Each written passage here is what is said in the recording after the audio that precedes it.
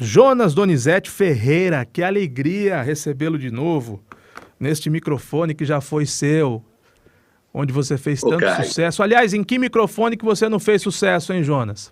Boa tarde.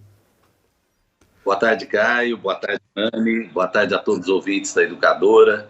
Para mim é prazeroso falar com vocês. Eu estava recordando aqui uma época da minha vida em que mais ou menos nesse horário aí eu estaria entrando no ar aí na Rádio Educadora. Parabéns por toda a modernidade, sincronia aí dos meios de redes sociais, a rádio que virou TV, né?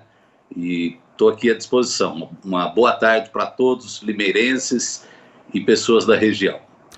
Jonas, o prefeito de Limeira, Mário Botion, por exemplo, tem reclamado do governador João Dória. Segundo o prefeito Botion e segundo alguns outros prefeitos da região, o governador não os atende.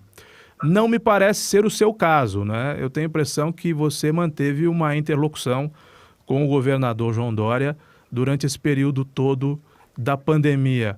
Por que o governador se comporta dessa maneira? E o que a gente pode esperar do governador a partir de agora?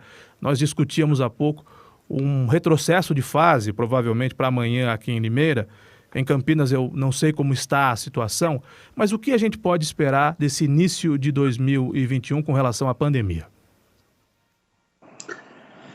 Caio, o Mário Botion, eu continuo como presidente da Frente Nacional dos Prefeitos, ele é filiado à frente, nos ajuda lá, é uma pessoa que é muito envolvida aí para poder buscar recursos, resolver aí os problemas da cidade de Limeira. Quanto ao governador João Dória, ele é uma pessoa que tem muitas qualidades, trabalhadora, dedicado. Nós temos que reconhecer que a pandemia não é uma coisa fácil, né? Ela exige de todos nós um grau de colaboração. Porém, Caio, o governador Dória, ele não está muito acostumado a esse ambiente político, né? Ele foi prefeito, ficou um período, e agora está há 2 anos como governador.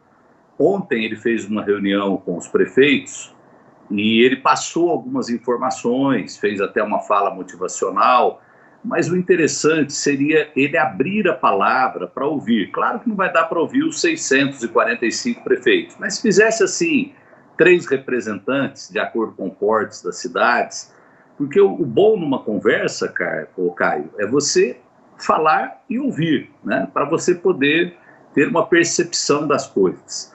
Então eu acho que está faltando. No ano passado eu abri um canal de diálogo, nós criamos o Comitê Municipalista, que eu participei. Eu acho que são bons profissionais que estão aí nesse comitê, da parte de infectologistas, epidemiologistas, mas a parte política também precisa ser ouvida, porque é o prefeito que sente aí o calor, o pulso da cidade que ele administra. Então eu concordo com você que está faltando isso nesse contexto de coisas. E a minha pergunta ao Jonas é em relação à vacina, prefeito. O senhor é da turma que vai tomar ou ainda é resistente à imunização? Não, eu acho que a vacina é uma grande conquista da humanidade, Nani. Nós nunca tivemos isso no Brasil, Nani. A gente está importando coisas que não são boas, né? Esse pânico com a vacina é mais dos americanos, né?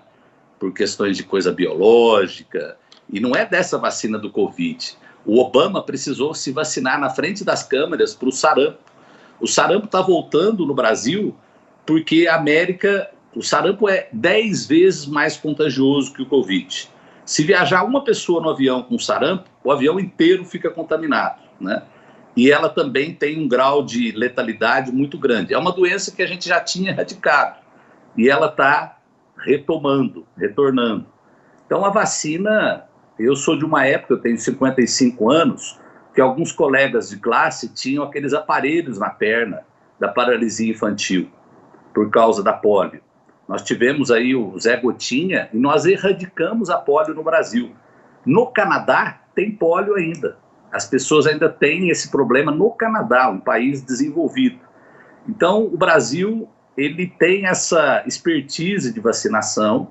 E eu acredito que a vacina chegando, seja ela de que marca que for, aprovada pelos órgãos sanitários, devem sim ser ministradas à população, de acordo com as regras, né?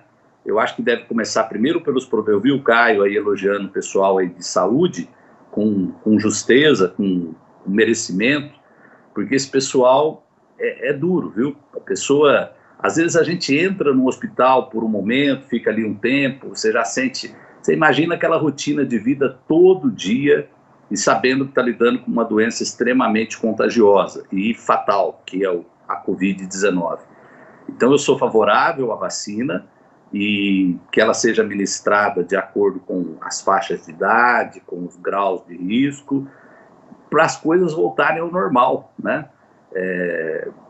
A gente precisa retomar quem precisa trabalhar, poder trabalhar, porque é duro. Eu vi gente aqui em Campinas, que eu conheço há muito tempo, tendo que mandar funcionários de 10, 20 anos embora, porque não estava tendo condição de manter o seu comércio aberto. Então, eu acho que a vacina, ela deve sim ser acolhida pela população. Ô Jonas, qual foi o momento mais duro da pandemia? Como é que se deu aquele processo de fechar Campinas?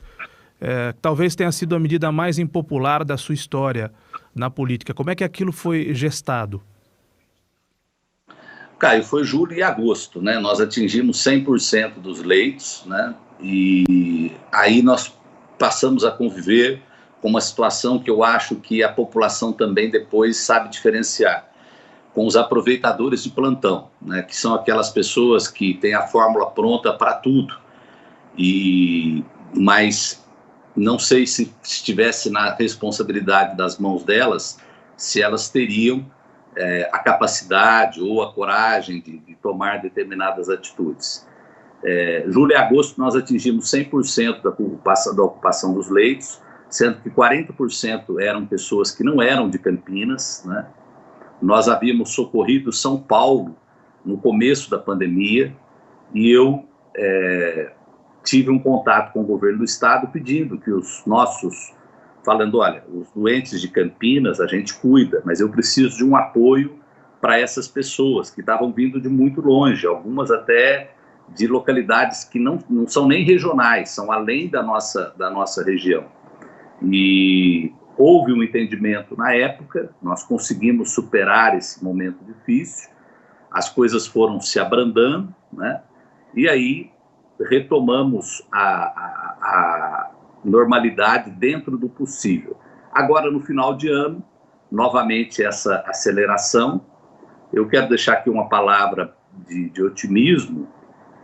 O meu ex-secretário, que é uma pessoa muito experimentada, muito vivida na área de saúde, foi secretário de Estado, Dr. Carmen de Souza, ele acha que nós teremos sim um janeiro muito difícil, mas nada parecido com o que a gente viveu em julho e agosto. Então, é uma coisa assim, até daquela questão, ontem um amigo me falou isso, a pessoa falou, puxa, a vacina está tão perto, é igual quando você faz uma viagem longa, você está cansado, mas você sabe que está chegando. Então, o acalanto da esperança, nesse momento, é muito importante.